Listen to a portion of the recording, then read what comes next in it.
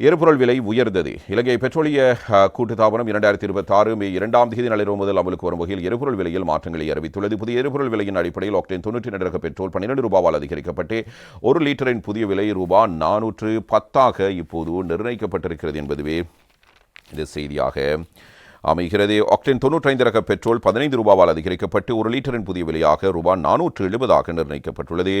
Auto diesel 10 ரூபாவால் அதிகரிக்கப்பட்டு ஒரு லிட்டரின் புதிய விலையாக 392 ரூபாவாக நிர்ணயிக்கப்பட்டுள்ளது.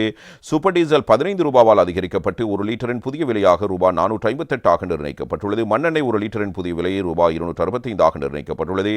இதன்படி 10 ரூபாவால் மண்ணெண்ணெய் விலை இவ்வாறு அதிகரிக்கப்பட்டிருக்கிறது என்பது இந்த செய்தி. எனவே இதனைத் தொடர்ந்து இப்போது பல்வேறு தரப்பினரும் இது தொடர்பான கருத்துக்களை வெளிப்படுத்தி வருகிறார்கள். அந்த வகையில் ஓட்டோ கட்டணம் அதிகரிக்க விட வேண்டும், அதே நேரத்தில் பாடசாலை மாணவர்களுக்கான வாகன கட்டணங்கள் அதிகரிக்கப்பட வேண்டும் என்பது தொடர்பான செய்திகளும் இதனோடு இணைந்ததாக வெளியாகி வருவதை நாம் இவ்வாறு அவதானிக்கக்கூடியதாக இருக்கிறது. அந்த வகையில் முச்சக்கர வண்டி கட்டணங்களை அதிகரிக்க கோருகிறது சங்கம் என்பதான செய்தி பற்றி பார்க்கலாம். எரிபொருள் விலை உயர்வு ஏற்பட்டுள்ளமையினால் அதனுடன் ஒப்புடுகையில் முச்சக்கர வண்டி கட்டணத்திலும் குறிப்பிட்டளவு அதிகரிப்பு செய்யப்பட வேண்டும் என தேசிய ஒருங்கிணைந்த முச்சக்கர வண்டி சாரதிகள் மற்றும் தொழிலதிபர்கள் சங்கத்தின் பொதுச் செயலாளர் எல் ரோஹன பெரேரா இவ்வாறு தெரிவிக்கிறார். பெட்ரோல் விலை 12 ரூபாவால் அதிகரிக்கப்பட்டுள்ளமையால் இந்த கட்டணம் திருத்தம் மேற்கொள்ளப்பட வேண்டும் என்றும் அவர் இவ்வாறு கூறுவதை நாம் அவதானிக்கலாம். முச்சக்கர வண்டி கட்டணங்களை நிர்ணயிக்கும் பணி மேல் மாகாண வீதி பயணிகள் போக்குவரத்து அதிகார சபையால் முன்னெடுக்கப்படுவதால் எரிபொருள் விலை உயர்வை கருத்தில் கொண்டு தற்போது 2வது கிலோமீட்டருக்கு வசூலிக்கப்படும் 90 ரூபாவை 10 ரூபாவால் அதிகரிக்க நடவடிக்கை எடுக்குமாறு கோரிக்கை விடுக்கிறோம். தற்போது முதல் கிலோமீட்டருக்கு 100 ரூபாவும் 2வது கிலோமீட்டருக்கு 90 ரூபாவும் வரவிடப்படுகிறது. எனவே 2வது கிலோமீட்டருக்கான கட்டணத்தையும் 100 ரூபாவாக உயர்த்துவது அத்தியாவசியமானது.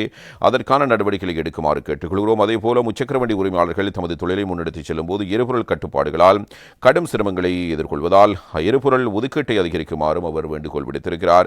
நாங்கள் அன்றாடம் உழைக்கும் வருமானத்தை கொண்டே குத்தகை மற்றும் நிதி நிறுவனங்களுக்கு பணம் செலுத்துகிறோம். இவை அனைத்தும் முடங்கினால் இந்த தொழிலில் உள்ளவர்கள் எங்கே போவார்கள்? அரசாங்கத்தால் ஏன் இது குறித்து சிந்திக்க முடியாது? நாங்கள் வேறொன்றும் கேட்கவில்லை. குறைந்தபட்சம் வாரத்துக்கு 30 லிட்டர் எரிபொருளையாவது வழங்குமாறு நியாயமான கோரிக்கையை முன்வைக்கிறோம். அரசாங்கத்தால் செய்ய முடியாத காரியங்களை கூட சில முச்சக்கர வண்டி சங்கத்தினர் வந்து கூறுகிறார்கள். ஒரு நாளைக்கு 200-300 கிலோமீட்டர் ஓடுவதாக பொய் கூறி ஒரு நாளைக்கு 20 லிட்டர் கேட்கிறார்கள். எங்களுக்கு அப்படி பொய் சொல்ல வேண்டிய அவசியமில்லை என அவர் இவ்வாறு மேலும் குறிப்பிட்டிருக்கிறார். அதற்குள்ளும் பிரச்சனை இருக்கிறது. எனவே முச்சக்கர வண்டி கட்டணங்களை அதிகரிக்கப்பட வேண்டும், அதாவது மீட்டருக்கான கட்டணம் அதிகரிக்கப்பட வேண்டும் என்பதான செய்தியாக இதனை பார்க்கிறோம். எனவே ஓட்டோ கட்டணத்தை அதிகரிக்க ஒரு பக்கம் முயற்சி, இதில் பஸ் கட்டணமும் ஜூலையில் உயரலாம் என்பதான தகவலையும் தினக்குரல் பத்திரிகையில் அவதானிக்கிறோம். எனவே எரிபொருள் விலை உயர்வை தொடர்ந்து முச்சக்கர வண்டி கட்டணங்களிலும் குறிப்பிட்ட அளவு அதிகரிப்பை மேற்கொள்ள வேண்டும் என்று தேசிய ஒருங்கிணைந்த முச்சக்கர வண்டி உரிமையாளர் சங்கத்தின் பொதுச் செயலாளர் எல் ரோஹன பெரேரா தெரிவித்த கருத்து குறித்து பார்த்திருந்தோம். எனவே 12 ரூபாவினால் இப்பொழுது பெட்ரோல் விலை அதிகரிக்கப்பட்டிருக்கிற ஒரு சூழ்நிலையில் இவ்வாறான கோரிக்கைகள் முன்வைக்கப்படுகின்றன.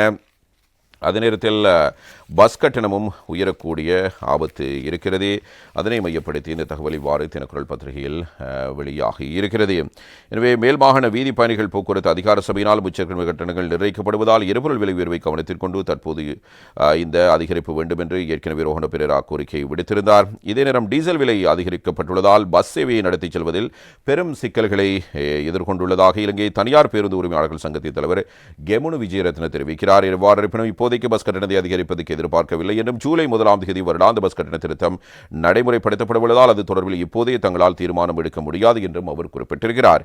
அத்துடன் தற்போதைக்கு பஸ் கட்டணத்தை அதிகரிக்கப்படாது என்று இலங்கை போக்குவரத்து ஆணைக்குழு இவ்வாறு குறிப்பிட்டிருப்பதும் அவதானிக்க முக்கியமான செய்தி.